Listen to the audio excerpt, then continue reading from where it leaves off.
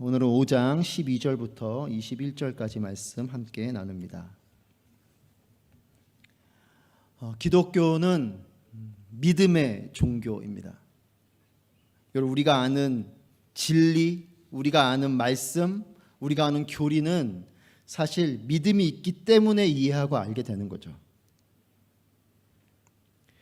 우리가 이해하고 알기 때문에 믿어지는 게 아닙니다. 믿기 때문에 이해가 되고 믿기 때문에 알게 되는 거죠.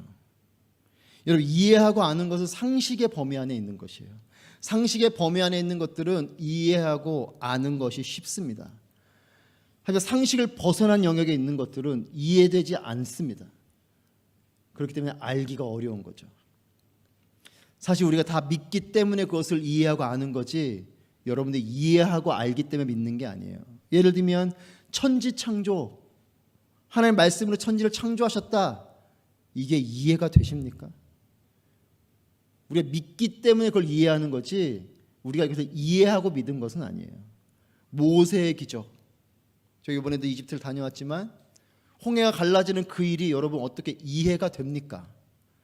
하나님의 능력과 역사로 바다가 갈라졌다라고 믿기 때문에 우리는 홍해의 기적을 받아들이는 거지, 이게 이해되어져서 받아들여지는 건 아니에요. 십자가의 죄사함과 부활도 마찬가지죠. 2000년 전에 십자가의 그 피 흘림의 사건이 어떻게 온 인류의 죄를 사하는 능력이 되는가라는 게 이해가 되십니까? 하나님이 그렇게 하셨다고 믿기 때문에 우리는 이해하는 거죠. 그러니까 성경 말씀, 하나님께서 이렇게 주시는 교리, 또 진리, 이와 같은 것들은 사실은 우리가 믿기 때문에 이해하는 거예요. 기독교는 믿음의 종교입니다. 상식으로 이것을 다가가면 우리는 계속적으로 부딪힐 거예요. 여러분, 그런데 우리의 믿음이 힘을 잃어가는 것은, 우리의 믿음은 상식을 뛰어넘는 것을 믿음으로 시작했던 거죠. 근데 그것이 자꾸만 우리의 믿음이 상식적인 범위 안에 머물게 된 것이, 하나님의 살아계심을 믿는 상식을 뛰어넘는 믿음이어야 되는데 우리의 믿음이 자꾸만 상식적인 범위 안에 머물러 있고 그 안에 있는 것들만 믿으려고 하는 거죠. 그것을 넘어서는 일들에 대해서는 별로 믿지 않아요. 여러분, 오늘도 하나님 살아계심을 믿으십니까? 정말 믿으십니까? 하나님 천지를 창조하셨음을 믿으십니까? 하나님 우리를 구원하심을 믿으십니까? 그러면 이 일은 오늘도 일어날 수 있는 거예요. 이걸 안 믿는다는 거죠. 우리가 그건 그냥 과거의 일이라는 거예요. 지금의 나의 상식의 범위 안에서는 창조의 능력이 있겠나, 구원의 은혜가 있겠나, 하나님의 능력과 일하심이 있겠는가, 그건 단지 성경 안에 있는 이야기지 라고 믿는, 우리의 믿음이 자꾸만 상식 안에 갇혀버리는 거예요. 이것이 우리가 믿음을 잃어가는 이유가 됩니다. 여러분, 하나님의 모든 말씀을 믿어야 하는 것이 기독교 신앙이에요. 저는 여러분들이 이 모든 말씀을 믿게 되시기를 축복합니다. 아는 것으로 끝나시면 안 돼요. 믿어야 돼요. 믿는 것은 무엇으로 증명되냐? 이 하나님 말씀을 알게 된 것을 살게 될 때, 이게 믿음이에요. 하나님이 기도를 하면 응답해 주신다라는 걸 아는 사람은 기도를 할 수도 있고 안 할 수도 있지만, 이걸 믿는 사람은 기도하는 거죠. 믿음은 나의 삶을 통해 나타나는 것이 믿음이에요. 하나님께서 기록하신 이 모든 말씀이 우리에게 믿음이 되길 축복합니다. 믿어져야 되는 것이요. 이것이 기독교 신앙인데, 그렇기 때문에 믿음은 여러 영역 속에서 필요합니다. 모든 영역 속에서 성경 안에 있는 것들이 믿음의 영역 속에 필요하지만, 그럼에도 여러분, 이것이 너무나 중요하고 어려운 믿음의 영역이 있어요. 그것은 첫 번째는 내가 죄인이라는 거예요. 내가 죄인임을 믿으십니까? 물론 예수님 믿고 우리가 의인 됐지만 내가 죄의 영향력 안에 살아가고 있는 존재라는 걸 믿으세요? 인정하십니까, 그것을? 두 번째는 예수님의 십자가가 내 죄를 사하시고 나를 의롭게 하시고 나를 구원하셨다라는 것이 잘 안 믿어져요. 이게 중요한데요, 잘 안 됩니다. 여러분들 혹시 복음을 전해 보셨나요? 죄송합니다. 다 전해 보셨겠죠. 복음을 전할 때 어떻게 전하셨습니까? 어떤 내용들을 전하십니까? 뭐 여러 말들을 하시는 분들도 계시던데, 여러분 복음을 전해 볼 때에 예를 들면 두 가지를 제가 예를 들겠습니다. 복음을 전해 듣는 사람에게 예수님 믿으면 행복해집니다 이렇게 말하는 것과 당신은 죄인입니다 라고 말하는 것과 어떨까요? 예수님 믿으면 행복해집니다 이렇게 전하는 일은 어렵지 않습니다. 그 듣는 사람도 부담이 없어요. 하지만 사실은 이것은 복음은 아니죠. 이것이 복음을 전체로 대변하진 않아요. 예수님 믿고 행복해진다? 예수님 믿으면 부자가 되고, 예수님 믿으면 내 모든 삶의 문제가 해결되고, 그런 일들이 있지만 이것이 예수님 믿는 목적은 아니죠. 사실 복음의 시작은 뭐냐? 당신은 죄인입니다 해서 시작돼야 돼요. 복음은 이 죄의 문제가 해결되는 일이기 때문에 그래요.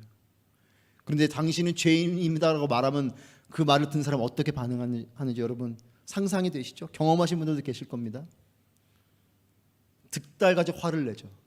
내가 왜 죄인이냐? 여러분들 안에도 그런 분들이 계실지도 모르겠습니다.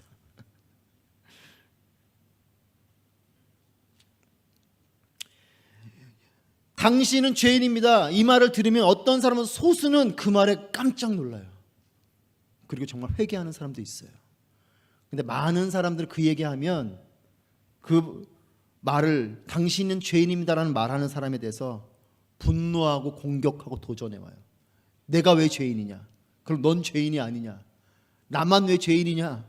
싸우려 듭니다. 눈에 힘을 주고 다가와요. 여러분 왜 그렇습니까? 예수님 믿으면 삶의 문제가 해결된다는 것보다 사실은 죄의 문제가 해결되는 것이 진정한 구원임에도 불구하고, 이것이 가장 소중한 것임에도 불구하고 이것이 안 믿어지는 거예요. 받아들여지지 않는 거죠. 내가 죄인인 것이 받아들여지는 사람은 분노하지 않아요. 깜짝 놀라고 엎드려 회개하죠. 하지만 이게 안 받아들여지니까 내가 인정이 안 되는 거죠. 그러니까 공격적이 됩니다. 죄에 대해서 이해가 되지 않고 알 수도 없으니까 불쾌할 뿐인 거예요. 믿어지면 이것이 이해되는데 안 믿어지니까 이해도 안 되고 받아들여지지도 않고 분노만 나는 것입니다. 예전에 제가 아는 분이 목회자신데 지금은 괜찮아지셨는데 몸이 조금 안 좋아서 병원에 갔어요. 그랬더니 그 의사 선생님이 암이라는 거예요. 암이라는 게 판정이 됐어요. 암을 그 의사를 통해서 그 얘기를 들었어요. 근데 이분이 이 목사님의 고백입니다. 내가 믿음도 있고 뭐 죽음을 뛰어넘은 존재로서 나는 생각을 들었지만 막상 그 얘기 듣고 나니까 그렇게 그분 표현입니다. 태연하게 그 말을 하는 의사가 너무 밉더래요. 한 대 때려주고 싶었다고 하더라고요. 받아들여지지 않는 거죠. 자신의 상태를 정확히 볼 수 있는 사람 통해서 들었음에도 불구하고 내가 그게 인정이 안 되는 거예요. 내가 왜 암인가? 왜 내게 암이 왔나? 내가 정말 암인가? 이게 안 받아들여지니까 분노가 나고 거부하게 되고 그 말하는 사람이 밉고, 여러분 이것이 당신은 죄인입니다 라는 말을 들을 때 사람들의 반응과 같은 거예요. 정확하게 보고 이야기해 주지만 내가 안 받아들여지는 거죠. 그러면 분노하고 불쾌한 겁니다. 여러분 감옥에 갇힌 죄수들 보면 그들은 그나마 드러난 죄인이잖아요. 그러니 그들에게 물론 뭐 정죄하듯이 때로는 그 사람을 비난하듯이 당신은 죄인입니다 이렇게 하면 기분 나빠하겠지만, 그냥 그 사람에게 당신은 죄인입니다라는 말을 그 사람은 이미 본인이 드러났잖아요. 죄인이기 때문에 감옥에 갇혀있기 때문에 그 말에 자신은 그렇게 분노하지 않을 것이에요. 인정하는 바이기 때문에 이미 다 보여졌잖아요. 근데 사실은 이것을 이렇게 드러난 죄에 대해서 인정할 수 있는데 그렇지 않은 경우는 분노하고, 그래서 어떻게 보면 뻔뻔하게 세상을 살아가거나 아니면 나는 별로 죄를 짓지 않고 살았다라고 믿고 살아가는 사람들은 이 말에 당신은 죄인입니다 라는 말에 분노하게 됩니다. 여러분 그런데 내가 지은 죄에 대해서도 죄인입니다 라고 말하면 불쾌한데, 내가 지은 죄도 아닌 아담이라는 한 사람, 그 오래전에 알 수도 없는 그 한 사람이 지은 죄가 나에게 와서 내가 죄인이라고 하는 말은 더더욱 인정이 안 되는 거죠.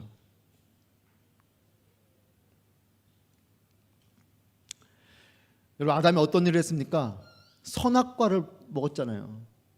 우리는 이제 이 이야기를 다 알고 이것이 어떤 의미인지 아는 분들은 괜찮죠. 그렇지 않은 사람 볼 땐, 아니 그 과일 하나 따먹은 일이 뭐 그렇게 큰 죄냐, 그리고 그것이 무슨 나까지 그 죄가 전가될 정도의 죄냐라고 볼 수 있어요. 과일 하나 따먹은 일이 뭔 온 인류를 죄인 되게 하는 일이냐라고 반문할 수 있죠. 그런데 바울은요, 오늘 로마서를 통해서 우리에게 이 아담의 죄로 인해서 온 인류가 죄인 됐다라는 것을 우리에게 알려주고 있어요. 그리고 그것과 함께 무엇을 말하고 있는가? 예수 그리스도 한 분을 통해서 구원이 임하게 됐다라는 진리를 알려주고 있습니다. 우리 12절 말씀 같이 읽어보겠습니다. 12절 시작. 그러므로 한 사람으로 인해 죄가 세상에 들어오고 또 죄로 인해 죽음이 들어온 것 같이 모든 사람이 죄를 지었으므로 죽음이 모든 사람에게 이르렀습니다. 아멘. 12절에 보면 한 사람이라고 기록되어 있습니다. 한 사람으로 인해서 뭐가 들어왔다? 죄가 세상에 들어왔다라고 기록하고 있어요. 그리고 이 죄로 인해서 죽음이 들어왔다. 그리고 이 죽음은 모든 사람에게 이르렀다. 12절 말씀은 크게 세 가지를 이야기하고 있어요. 한 사람이 그 사람 때문에 죄가 들어왔고, 이 죄 때문에 죽음이 들어왔고, 이 죽음이 모든 사람에게 전해지게 됐다. 이 한 사람이 누굽니까? 아담이에요. 우리가 아는 말 그대로 아담. 하나님이 천지 창조하실 때에 창조하시고 첫 번째 사람으로 만드신 그 아담이 바로 이 한 사람입니다. 근데 이 아담이 무엇을 했기 때문에 죄가 들어왔습니까? 그가 한 건 선악과를 먹은 일이죠. 과일 하나 따먹은 일이에요. 이 일로 어떻게 됐다고요? 세상에 죄가 들어왔대요. 과일 하나 따먹은 일인데 이것 때문에 죄가 들어왔어요. 세상 가운데. 여러분 기억하십시오. 죄는 생겨난 게 아니라 들어온 거예요. 내 안에서 갑자기 생겨난 게 아니라 죄가 들어왔다. 여러분, 하나님이 창조하실 때 우리 안에 악을 심어놓은 게 아니에요. 심어놨던 악이 갑자기 내 안에서 발동해서 나타난 게 아닙니다. 죄가 들어온 것이에요. 유혹이 들어왔고, 그 유혹에 내가 불순종을 내가 선택했고, 그로 인해 죄가 들어왔어요. 하나님이 악을 심어놓은 것이 아니라 악이 들어온 것이고, 들어오는 악을 우리가 끌어안은 것입니다. 어떤 사람들이 그렇게 얘기하죠. 하나님 왜 악을 만드셔가지고, 이렇게 죄를 만드셔가지고, 선악과를 따먹게 두셔가지고 이렇게 표현하거든요. 아닙니다. 하나님이 그렇게 하신 것이 아니에요. 우리가 그렇게 한 거죠. 그리고 우리를 유혹하는 그 죄가 우리에게로 들어오게 된 거죠. 여러분, 죄는 우리 안에서 생겨난 것이 아니라 들어오게 됐는데, 이 죄가 들어오면서 나타난 증상이 있어요. 그게 뭡니까? 죽음이에요. 죄가 외부로부터 들어오고 나서 우리에게 생겨난 증상이 죽음입니다. 그 전에 우리에겐 죽음이 없었어요. 죄가 안 들어왔을 때는. 죄가 들어오니까 죽음이 생긴 것이에요. 그리고 여러분, 이 죽음은요, 한 사람에게 머물러 있지 않고 아담을 시작으로 모든 사람들에게 전파되기 시작했습니다. 여러분, 이거 너무나 우리가 익숙한 요즘의 상황이지 않습니까? 코로나 상황을 겪은 우리는 너무나 이것이 이해가 쉬울 것이에요. 여러분, 코로나 상황을 겪어본 여러분, 우리가 이 우리를 해롭게 하는 바이러스가 우리 내부 안에 있었던 게 아니죠. 태어날 때부터 코로나 바이러스, 물론 이제는 감염이 돼서 그럴지 몰라도 그전에는 우리는 코로나 바이러스를 우리 안에 가지고 태어나지 않았어요. 이 바이러스가 우리에게 들어온 거죠. 그리고 이 바이러스는 들어오면 감염이 되기 때문에 증상이 나타나잖아요. 열도 나고 목도 아프고 고열이 일어나는, 기침이 나고 이런 증상이 나타나요. 바이러스가 들어오면 증상이 나타납니다. 그리고 이것이 나에게서 끝나는 것이 아니라 다른 사람들에게 막 전파가 되죠. 그리고 심지어 그래서 전 세계가 영향을 받죠. 이것이 지금 우리가 겪고 있는 이 코비드 19, 이 팬데믹 상황이지 않습니까? 이것이 죄와 같은 것이에요. 바이러스가 내게로 들어오듯이 죄가 들어왔고, 죄가 들어옴으로 우리가 바이러스가 들어오면서 우리가 증상이 나타나는 것처럼 죄가 들어와서 죽음의 증상이 나타났고, 그리고 이것이 나에게만 있는 것이 아니라 사람들에게 전파되듯이, 그리고 온 인류에게 전파되듯이 이 죽음이 모든 사람에게 전해진 것입니다. 자, 여러분, 그러면 이제 이 메커니즘을 봤어요. 죄가 들어왔고 죄로 인해 죽음이 생겼고 이 죽음이 사람들에게 전파됐다. 자, 그러면 여러분, 이 죄는 아까 말씀드린 것처럼 선악과를 먹는 일로 이 죄가 들어왔는데, 과일 하나 먹은 일이 그렇게 큰 문제인가? 이것이 그렇게 온 인류에게 영향을 줄 만큼의 일인가 싶을 수 있어요. 그런데 18절 말씀 같이 읽겠습니다. 18절 말씀, 19절 말씀 같이 있습니다. 19절 시작. 한 사람의 불순종으로 인해 많은 사람이 죄인이 된 것처럼 한 분의 순종으로 인해 많은 사람이 의인이 될 것입니다. 18절도 같이 읽어볼까요? 18절 시작. 그러므로 한 사람의 범죄로 인해 모든 사람이 정죄에 이른 것처럼 한 분의 의로운 행동으로 인해 모든 사람이 의롭다는 인정을 받아 생명에 이르렀습니다. 아멘. 지금 12절부터 21절은 딱 정확하게 둘로 구분해서 이야기하고 있어요. 여러분, 표를 여러분 머릿속에 그리시면 좋겠어요. 한 아담, 창조 때 그 아담과 둘째 아담 혹은 마지막 아담인 예수 그리스도를 딱 놓고 지금 서로 비교하면서 이야기하고 있는 겁니다. 근데 그 중에 19절에서 무엇을 말합니까? 한 사람의 무엇이라고요? 불순종 때문에. 여러분, 선악과를 먹은 일은 과일 하나 먹은 일 같지만 그 일이 불순종의 일이기 때문에 이게 죄가 된 것이에요. 그냥 내가 먹고 싶어서 먹은 그런 것이 아니라 하나님이 먹지 말라고 한 것을 먹었기 때문에 죄가 된 거라는 겁니다. 과일 하나 먹는 거의 행동은 그렇게 큰 일이 아닐지 몰라요. 하지만 하나님이 하지 말라 한 그 일을 한 것은 큰 일인 거죠. 그것이 어떤 행동의 크기이든 뭐 사람들에 대한 피해의 크기이든 그것과 관계없이 이것을 하나님께서 말씀하셨냐 안 하셨냐의 차이가 있다는 것이. 이 선악과를 먹은 일은 불순종이기 때문에 죄가 들어온 것이에요. 죄는 뭡니까? 죄는 하나님께서 말씀하신 것에서 벗어난 모든 것이 죄예요. 그러니까 불순종이 죄인 겁니다. 왜냐? 하나님 말씀하신 것을 순종하지 않는 거기 때문에.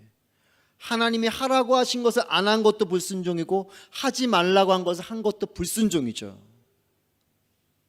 그렇기 때문에 우리는 이 죄에서부터 자유할 수 없어요. 하나님 말씀하신 것으로부터 우리는 불순종하지 않은 것이 없기 때문에. 여러분들, 어떤 사람이 그렇게 질문합니다. 왜 선악과를 두셔가지고 우리를 죄인 되게 했나? 그거 그냥 안 두시고면 우리가 죄 안 저질렀을 텐데, 이렇게 말하는 사람이 있어요. 여러분, 에덴 동산은 창조 때 가만히 보십시오. 우리 인간에게 모든 것을 할 수 있는 자유를 주셨어요. 모든 것을 할 수 있어요. 하나님이 제재한 것이 아무것도 없습니다. 하지만 하나를 제재하셨죠. 선악과를 먹지 말라. 우리는 그러면 이렇게 얘기해요. 그걸 왜 그렇게 하셔가지고 우리를 죄인 되게 했나? 이렇게 말하겠지만, 여러분, 이 선악과가 있는 것은 있는 것과 없는 것에 큰 차이가 있어요. 선악과는 무엇이냐? 우리를 죄에 빠뜨리려고 하는 것이 아니라 이것을 통해서 하나님이 하나님이심을 알게 하는 장치인 거예요. 이게 없으면 우리는 우리 마음대로 삽니다. 저것만큼은 하지 말아야 되는. 하나님이 이걸 하지 말라고 하셨지, 하나님이 나의 주인이시지, 하나님이 나의 창조주이시지 라는 것을 그 선악과를 보면서 기억하는 거예요. 그 장치인 것입니다. 안 하면 되는 일이에요. 근데 그것조차도 하게 됐기 때문에 문제가 된 거죠. 그러니까 여러분, 선악과를 먹은 일은 선악과를 두신 하나님의 잘못이 아니라 선악과를 먹은 우리의 잘못이죠.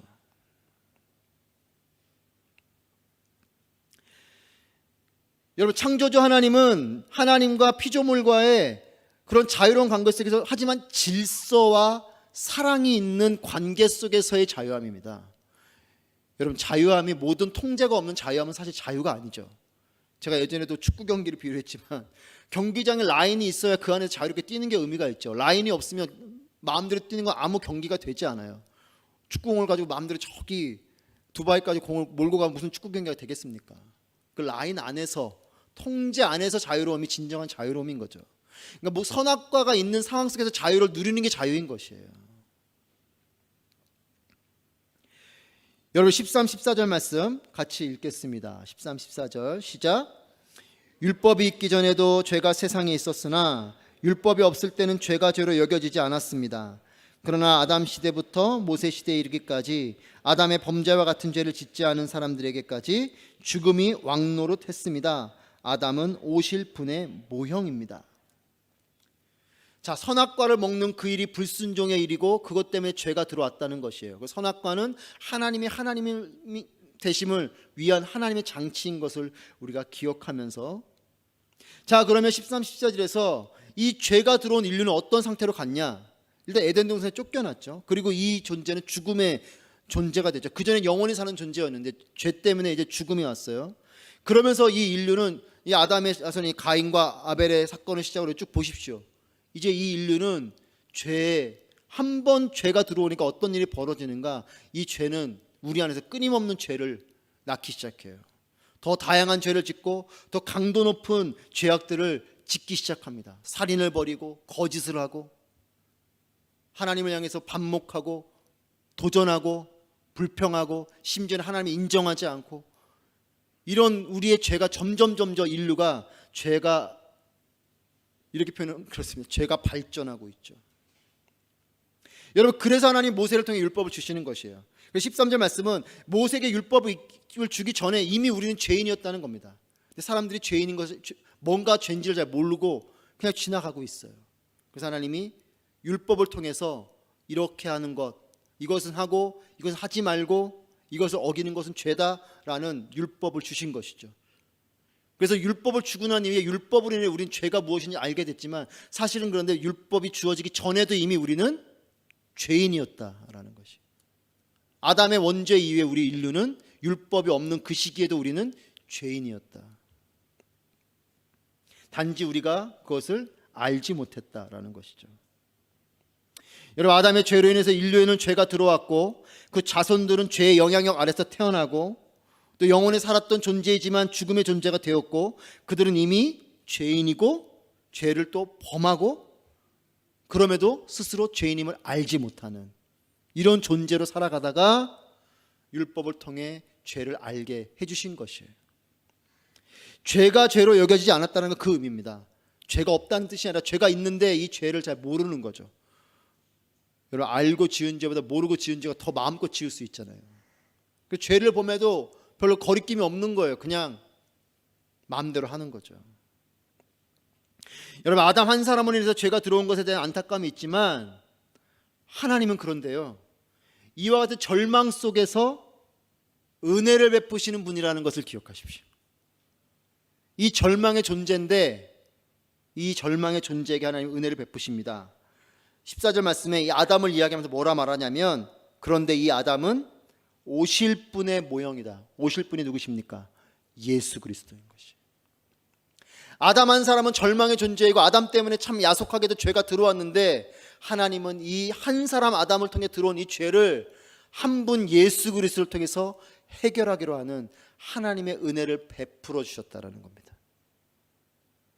그런 면에서 아담이 오실 예수 그리스도의 모형, 즉 한 사람으로 들어온 죄이지만 한 사람을 통해 이 죄를 해결하는 하나님의 은혜와 사랑을 베풀어 주셨다라는 겁니다. 여러분, 이분이 하나님이세요. 절망의 상황이지만 하나님은 하나님의 방법으로 우리를 구원해 주십니다. 믿으십니까? 이걸 보셔야 돼요. 절망이 있지만 하나님은 절망 가운데 우리를 두시지 않는 거예요. 우리 사랑하시기 때문에 하나님의 방법을 가지고 우리를 구원하십니다. 그 방법이 예수 그리스도인 것이죠. 아담을 통해서 죄와 사망이 들어왔지만 한 분을 통해서 의와 생명으로 이것을 갚으실 계획을 하셨다는 겁니다. 이 하나님은 우리의 삶에도 계획을 갖고 계세요. 이 하나님은 우리에게도 우리가 미처 모를 하나님의 구원, 하나님의 놀라운 은혜를 가지고 계심을 믿으시기 바랍니다. 이분이 하나님이신 것이. 이유는 하나예요. 우리를 사랑하시기 때문에. 사랑하시기 때문에 하는 거예요. 구원하시고 하나님이 그래 내가 무슨 이렇게 보험왕 되듯이 내가 오늘 뭐 그래프 그려놓고 그런 성과 위주로 우리를 구원하시는 게 아니고, 하나님 그렇게 안 하셔도 돼요. 하나님이 우리를 구원하시는 것은 우리를 사랑하시기 때문에, 나를 사랑하기 때문에 여전히 하나님께 불평하고 아직 죄인 되어져 있는 하나님 향해 주먹을 쥐고 지켜 세우는 그 사람까지도 사랑하시기 때문에 하나님이 예수 그리스도를 보내서 죽기까지 우리를 구원해 주시기로 하신 것이에요. 여러분, 이 하나님을 하나님으로서 잘 이해하십시오. 자꾸만 우리 하나님을 오해해요. 오해하지 말고 하나님을 이해하십시오. 이런 계획과 사랑을 가지신 하나님께서 우리를 버리시겠습니까? 우리의 기도를 외면하시겠습니까? 제가 예전에 설교했던 기억이 나는데, 버린 것과 버려둔 건 다릅니다. 여러분, 내가 버려진 삶 같습니까? 그렇지 않아요. 나는 버려진 것 같지만 때로는 하나님이 나를 버려두실 때가 있어요. 건축자의 버린 돌처럼. 하지만 버려진 건 아니에요. 잠시 버려두셨어요. 하지만 하나님은 계획이 있는 거죠. 예수 그리스도를 통해서 구원하실 계획을 가지고 계셨고, 그 계획이 이루어질 때까지의 또 인류의 역사는 끊임없이 죄와 불순종, 심판의 반복되는 역사를 거듭해 왔죠. 하나님의 계획이 이루어질 때까지 우리의 삶에도 마찬가지. 하나님의 계획이 있어요. 절망 속에도. 이분이 예수 그리스도입니다. 자, 17절 18절 말씀 같이 읽겠습니다. 17절 18절 시작. 아담 한 사람의 범죄로 인해 죽음이 바로 그 한 사람을 통해서 왕노릇했다면, 은혜와 의의 선물을 넘치도록 받는 사람들은 한 분 예수 그리스도로 인해 생명 안에서 왕노릇할 것입니다. 그러므로 한 사람의 범죄로 인해 모든 사람이 정죄에 이른 것처럼 한 분의 의로운 행동으로 인해 모든 사람이 의롭다는 인정을 받아 생명에 이르렀습니다. 여러분, 하나님께서 우리에게 크게 베푸신 일 두 가지가 있습니다. 그것은 창조와 구원이에요. 많은 일들을 베푸시지만 하나님이 우리에게 베풀어 주신 doing, 하나님이 하신 일의 가장 대표적인 두 가지 일은 창조와 구원입니다. 여러분, 창조의 한 사람이 누굽니까? 아담이죠. 구원의 한 사람, 예수 그리스도예요. 하나님 우리에게 베풀어 주신 창조의 대표적인 인물은 아담이요, 그리고 우리를 위해 베풀어 주신 구원의 대표적인 인물이 예수 그리스도입니다. 그래서 고린도전서에 보면 아담을 첫째 아담이라고 표현하고 예수 그리스도를 마지막 아담, 라스트 아담이라고 바울이 표현하고 있죠. 첫사람 그 아담을 통해 죄가 들어왔지만 마지막 그 사람 예수 그리스도를 통해서 구원, 이 한마디로 망가지고 엎어져 버린 이 모든 것들을 이 라스트 아담, 또 둘째 아담이라고 표현하죠. 이분을 통해서 이것을 회복하는 하나님의 일입니다. 아담 한 사람 때문에 인류에게 들어온 이 죄와 사망의 권세, 죽음이 왕노릇하는 이 안타까운 존재인 우리를 위해서 하나님은 이 상태로 두지 않으시고 다시 한 사람을 세우시죠. 이 모든 것을 새롭게 하기로 결정하십니다. 여러분, 이렇게 안 하셔도 돼요. 하나님은 그냥 타락한 백성 심판을 통해서 쓸어버리시면 됩니다. 그렇게 하셔도 돼요. 왜요? 그분이 창조자이기 때문에. 여러분, 우리의 삶에 자꾸만 하나님 향해 불평이 생기는 이유는 하나님이 나의 주인이심을 다 인정하지 않기 때문에 그래요.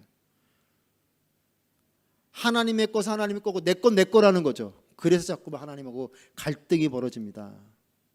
물질 때문에, 실패 때문에, 뭐가 잘 안 되는 것 때문에 하나님께 원망하는 거죠. 하지만 여러분, 그 모든 것이 하나님 거라고 우리가 믿는다면 불평할 일이 없어요.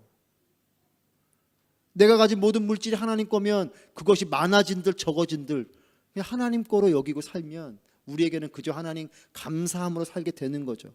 안타까운 마음은 있죠. 그래서 하나님께 기도는 하게 되지만 하나님을 원망하지는 않습니다. 근데 우리는 물질이 어려워지면 하나님 원망하고, 질병이 찾아오면 원망하고, 실패가 찾아오면 원망하고.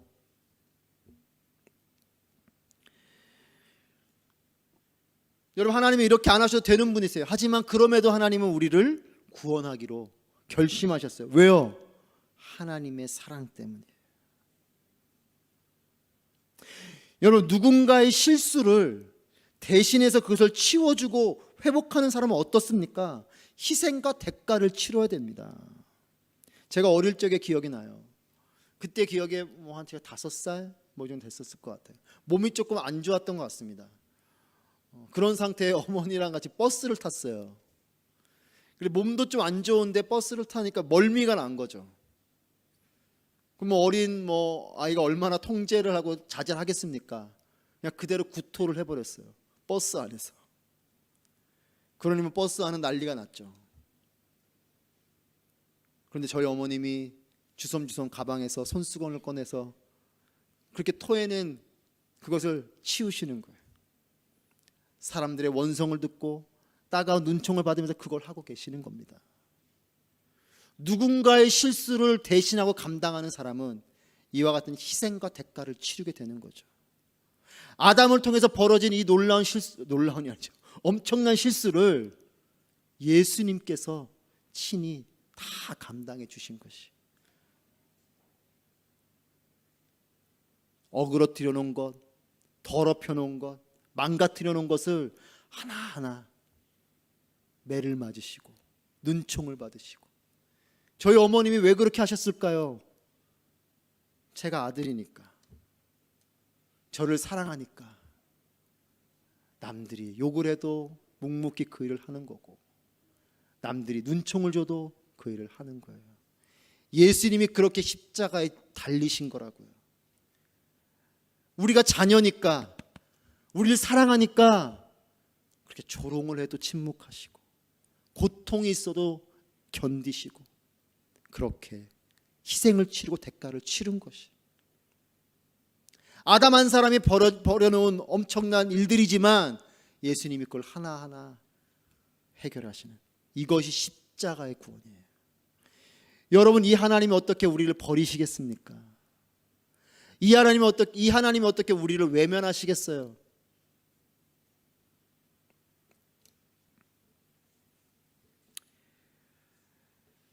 (19절) 말씀입니다. 우리 19절 말씀 같이 읽겠습니다. 시작. 다시 한 번 더. 한 사람의 불순종으로 인해 많은 사람이 죄인이 된 것처럼 한 분의 순종으로 인해 많은 사람이 의인이 될 것입니다. 여러분, 댐에 작은 구멍이 나면 사람들은 그거 별일 아닌 것처럼 생각할 수 있어요. 하지만 그 구멍이 댐을 무너뜨리는 거예요. 내가 불순종 하나 하는 것, 아담이 불순종 하나 한 것, 선악과 하나 따먹은 그 일이 뭐 그렇게 큰 일일까 싶지만 그 작은 구멍인 것 같은 그 구멍 때문에 온 인류에게 주어진 하나님의 에덴 동산의 벽이 무너진 거예요. 아담의 불순종으로 뚫어놓은 그 작은 구멍 같지만 그 구멍 때문에 죄의 문이 열렸고 죽음의 길이 펼쳐졌고 사망이 왕노릇하는 나라에 우리가 살게 된 거죠. 그런데 하나님의 아들이신 예수 그리스도께서 순종하심으로 이 모든 것이 역전이 됐어요. 죄의 문이 의의 문으로 바뀌었고 죽음의 길이 생명의 길로 바뀌었고 사망의 왕노릇하는 이 나라가 하나님의 은혜가 생명의 왕노릇하는 나라로 바뀌었다라는 겁니다. 20절 말씀 같이 읽어보겠습니다. 시작. 율법은 범죄를 더하게 하려고 들어왔습니다. 그러나 죄가 더한 곳에 은혜가 더욱 넘쳤습니다. 여러분, 내가 죄인임을 깊이 깨닫는 사람일수록 구원받은 것에 대한 감격이 큰 거예요. 여러분, 건강한 사람에게는 생명에 대한 일은 작은 일입니다. 건강하니까 우리 생명을 가지고 살아가는 그 일이 그냥 당연한 것처럼 여겨지죠.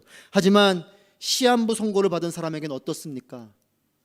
죽음이 약속되어져 있는 사람, 죽을 수밖에 없는 그 사람에겐 당신은 죽지 않고 삽니다, 생명이 회복될 겁니다 라는 말은 그에게는 놀라운 감동이죠.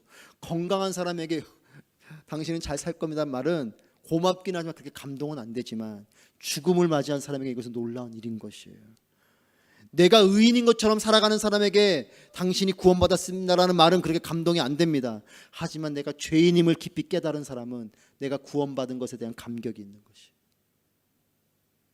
내가 나의 상태를 정확히 모르기 때문에 감동이 없는 거지, 내 상태를 정확히 알면, 내가 정말 그렇게 심각한 질병에 걸린 존재인 걸 알면 치유되는 일이 얼마나 감동이겠습니까? 근데 그걸 인정하지 않으니까, 그걸 받아들이지 않으니까, 내가 죄인인 상태인 것을 내가 인정하지 않으니까 구원이 감격이 안 되는 거예요. 여러분, 우리가 심각하게 살 필요는 없지만 저는 죄 앞에서 심각해지시길 축복합니다. 죄를 가볍게 여기지 마세요. 여러분, 말씀이 살아 운동력이 있으면, 하나님이 들어오시면 우리의 마음에 어떤 게 생긴가? 하나님 만나면 어떻게 고백합니까? 선지자가 화로다, 내가 망하게 되었다. 여러분, 정말 하나님 만나면요, 우리 죄를 가진 우리는 이 마음이 들어와요. 큰일 났구나. 너무나 거룩하신 분이기 때문에 이 죄된 우리는 죽음 앞에 서는 그런 두려움이 생기는 거죠. 여러분, 이와 같이 죄가 심각한 삶이 되면 죄 앞에서 우리는 두려움이 생길 수밖에 없어요. 떨릴 수밖에 없어요. 죄를 범하고 나서 마음이 괜찮다? 여러분, 위기의 사람입니다. 여러분, 우리는 죄를 범하게 될 것이에요. 하지만 죄를 범할 때마다 하나님 앞에 두렵고 떨리는 마음으로 엎드리셔야 됩니다. 여러분, 이와 같이 죄된 상태로 끝나면 우리는 절망의 존재일 수밖에 없습니다. 그런데 21절 말씀 같이 읽겠습니다. 21절 말씀 우리 큰 소리로 같이 읽습니다. 시작. 이것은 죄가 죽음 안에서 왕노릇한 것처럼 은혜도 의로 인해 왕노릇해 예수 그리스도 우리 주로 인해 영생에 이르게 하려는 것입니다. 아멘. 예수 그리스도로 인해 구원받은 은혜 아래 사는 삶, 절망의 존재이지만 거기서 끝나는 것이 아니에요. 이 절망을 벗고 은혜 안에 사는 소망의 사람이 됐다. 여러분, 이것이 복음인 거죠. 말씀 마치겠습니다. 여러분, 아담의 후손인 우리는 죄와 죽음의 영적인 DNA를 가지고 태어났습니다. 아담으로부터 심겨진 이 죄의 DNA가 우리에겐 있는 거죠. 그래서 우리는 사망이 왕노릇하는 나라의 백성들이었습니다. 그리고 여전히 그 백성들인 사람들이 우리 주변에 펼쳐져 있습니다. 그러나 예수 그리스도로 인해서 죄와 죽음의 영적 DNA를 갖고 있었던 우리가 의와 생명이 임한 은혜가 왕노릇하는 하나님 나라의 백성이 된 것이에요. 이것이 구원입니다. 사망이 왕노릇하는 나라에서 건짐받아서 하나님의 은혜가 왕노릇하는 하나님의 영원한 나라로 옮겨진 것, 이게 구원이에요. 첫째 사람 아담은 죽음의 문이 됐지만 마지막 아담이신 예수 그리스도는 생명의 문이 되셨음을 믿습니다. 자, 그러면 우리는 아담의 문을 통과해서 들어온 우리의 삶이지만 이제 어느 문으로 들어가야 됩니까? 예수 그리스도의 문으로 들어가야 되는 거죠. 그 문을 통과해야 우리는 다시 에덴을 회복하는 거예요. 그 문을 통과해야 우리는 의인이 되는 것이에요. 그 문을 통과해야 우리는 생명을 가진 존재가 되는 겁니다. 비록 이 육신은 죽어서 흙이 되지만 우리의 영은 영원히 사는 생명으로 나아가게 되는 것이죠. 여러분, 그렇기 때문에 여러분들의 권면하고 도전합니다. 믿음을 갖고 있는 우리가 교회이고 성도이지만 우리도 복음을 들어야 돼요. 예수님께로 가십시오. 행복을 위해 가는 것이 아니라 예수 그리스도를 위해 가십시오. 그 문을 통과하셔야 돼요. 우리의 신앙이 물질을 해결하는 문을 통과하려고, 성공을 위한 문을 통과하려고 우리의 신앙생활을 하는 것은 방향을 잘못 잡았어요. 그 문은 여전히 죽음의 문을 통과한 상태일 겁니다. 우리는 어디로 가야 되냐? 예수 그리스도의 문을 통과해야 돼요. 예수님께로 가십시오. 그분을 통과하십시오. 불순종의 DNA가 아니라 순종의 DNA로 새로워 주십시오. 오늘 결단하십시오. 하나님 뜻대로 살겠습니다. 잘 안 될 거예요. 넘어질 거예요. 그래도 그때마다 다시 일어나고 결단하십시오. 하나님이 나의 주인이십니다. 하나님 뜻대로 살겠습니다. 여러분, 그렇게 그리스도 예수 안에 있으면 우리는 새로운 피조물이 되는 거예요. 그래서 예수 안에서 새로운 피조물이 되는 거예요. 그러면 순종의 사람이 됩니다. 진정한 의인이 됩니다. 영원한 생명의 사람이 될 것이에요. 여러분, 이제는 내가 주인이 되고 세상의 정욕에 따라 사는 사망의 왕노릇하는 백성의 신분증을 던져버리고 예수님이 주인 되시는 영원한 생명의 나라, 은혜 아래 살아가는 여러분 모두가 되시기를 축복합니다. 주님은 우리와 함께 하십니다. 주님의 문을 통과하십시오. 주님을 받아들이십시오. 영원한 은혜의 나라 가운데 거하시는 여러분의 삶이 될 것을 믿습니다. 기도하겠습니다.